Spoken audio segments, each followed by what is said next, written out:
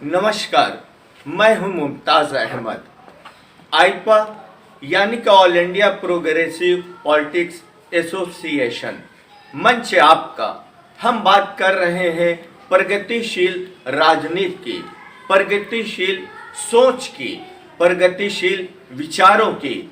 आज हमारे सामने शमीम साहब हैं जो कि एक अपने जीवन की शुरुआत शिक्षा पूरी होने के बाद राजनीति के सफ़र में इन्होंने शुरुआत करी और ग्रामीण क्षेत्र से लेकर शहरी क्षेत्र तक अपने आप की पहचान बनाई।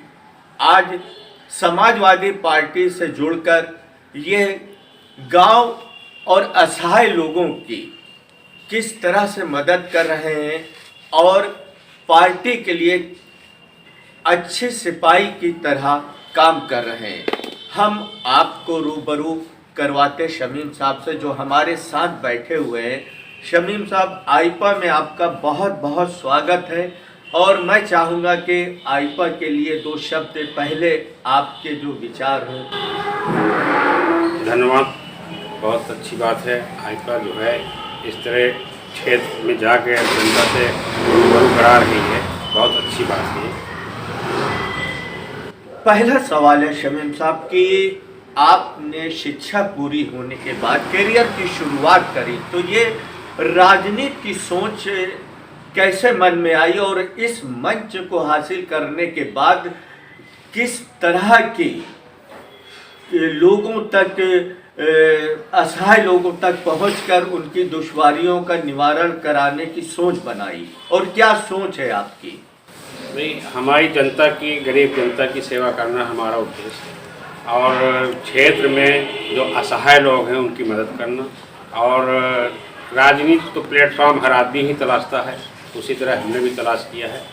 और समाजवादी के एक सच्चे सिपाही हैं, कार्यकर्ता हैं और कार्यकर्ता की हैसियत से समाजवादी में जुटे हुए हैं और गरीबों की मदद करना और गरीबों के साथ रहना सब कुछ हमारे स्वभाव में। एक और सवाल है शमीम साहब आपसे कि हर पार्टी अपने को लोकतांत्रिक कहती है, क्या आपके नज़रिए से वास्तव में लोकतांत्रिक है?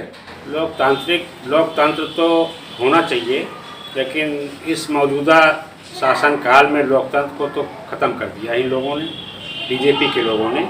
और लोकतंत्र तो आज भी है, ऐसा नहीं कि लोकतंत्र ख़त्म हो गया है, लेकिन लोकतंत्र मानने वाले लोगों की संख्या अभी भी अधिक है, कम नहीं है।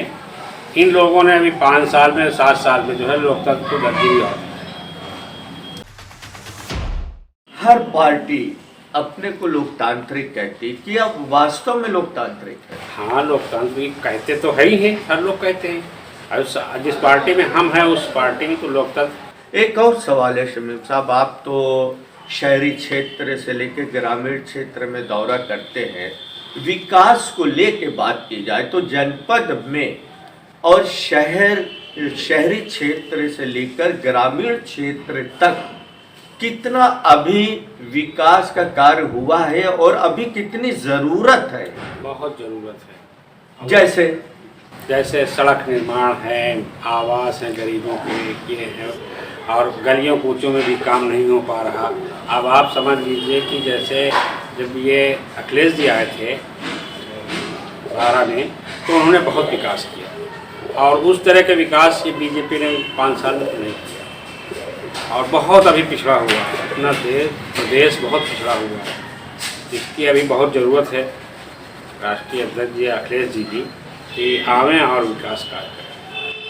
स्वास्थ्य की बात की जाए तो स्वास्थ्य पे अभी जैसे कि कुछ दिन पहले काफ़ी लोगों से जानकारी मिली कि ग्रामीण क्षेत्रों में अभी स्वास्थ्य की सुविधाएं उस तरह से मुहैया नहीं कराई गई जिस तरह से होना चाहिए। मौजूदा सरकार दावे बहुत कर रही है, तो इस बारे में आपका क्या कहना है? ये झूठ बोल रहे हैं, बीजेपी झूठ का पुलिंदा बना के और मैदान में छोड़ देती है। भाई, जो अखिलेश जी ने एम्बुलेंस चलाई स्वास्थ्य विभाग में, वो कबाड़ा खड़ी हुई हैं आज भी, उनको उन्होंने बढ़ाया ही नहीं। बढ़ाते तो स्वास्थ्य के का अच्छा दायरा बढ़ता, अच्छा काम होता स्वास्थ्य के बारे में। ग्रामीण क्षेत्र में स्वास्थ्य के बारे में बड़ी पोजीशन खराब है। वहाँ ना डॉक्टर है, ना पीएचसी है, ना कुछ है, ना कुछ है नहीं। तो स्वास्थ्य के बारे में तो बड़ी स्थितियाँ बहुत गंभीर हैं। आपकी सरकार आती है तो स्वास्थ्य को लेके क्या पहल कदम उठाया जाएगा? ग्रामीण क्षेत्रों के लिए खास करके बात कर रहा हूँ।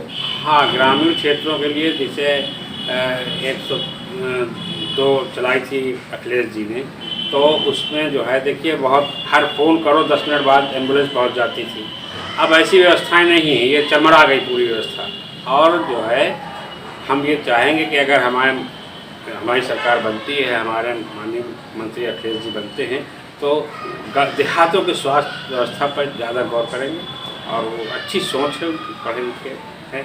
और ये लोग तो सब ऐसा ही हैं जितने भाजपा वाले थे, चाहे प्रदेश के हों चाहे देश के हों, सब। सवाल और है शमीम साहब की बात युवाओं की जाए कि अगर युवाओं की भागीदारी राजनीति में, तो कितना उनकी अहम भूमिका होगी इस राजनीति में? क्या बदलाव लाया जा सकता है? जी हाँ, युवाओं को चाहिए कि राजनीति में हिस्सेदारी लेनी चाहिए, राजनीति करनी चाहिए, राजनीति में बढ़ चढ़ के हिस्सा लेना चाहिए। युवा ही तो हमारे देश की रीढ़ है, उसको जो है राजनीति में आना चाहिए और सही राजनीति के प्लेटफॉर्म पे रहना चाहिए। सही राजनीति करके और युवाओं को आगे आना चाहिए और राजनीति में हिस्सा। हमारे जनपद में खास करके फतेहपुर की बात की जाए तो अभी मूलभूत समस्याएं से दो चार होता नजर आ रहा है। ग्रामीण क्षेत्र की बात की जाए तो कहीं पे नालियाँ नहीं है, कहीं पे रोड नहीं है, कहीं पे बिजली नहीं है। तो ये सारी समस्याएं हैं। आप भी भ्रमण करते हैं, गांव-गांव जा रहे हैं, तो आपकी सरकार बनती है और आपके द्वारा अभी क्या क्या विकास होना चाहिए? और शहर में जो सबसे बड़ी समस्या जल भराव की है, तो इसके निजात के लिए क्या कदम उठाया जाएगा आपकी सरकार के द्वारा? हमारी सरकार अभी तो देखिए चुनाव होने हैं, सरकार आनी है, सरकार आएगी, ये तो हम भी कह रहे हैं गारंटी से। क्योंकि जब भ्रमण करते हैं, गांव जाते हैं, तो लोगों को उत्साह देखने को मिलता है। सबसे ज़्यादा तो किसान जो है इन आवारा जानवरों से परेशान है। दूसरी चीज़, जैसे गांव में नाली नहीं है, कीचड़ है, बोदा। अभी 4 दिन बारिश हुई है तो सब जगह बड़ी अव्यवस्थाएँ हो गई। और हमारे जनपद के लिए जो है सबसे सीवर लाइन की ज़रूरत है, जो होना चाहिए।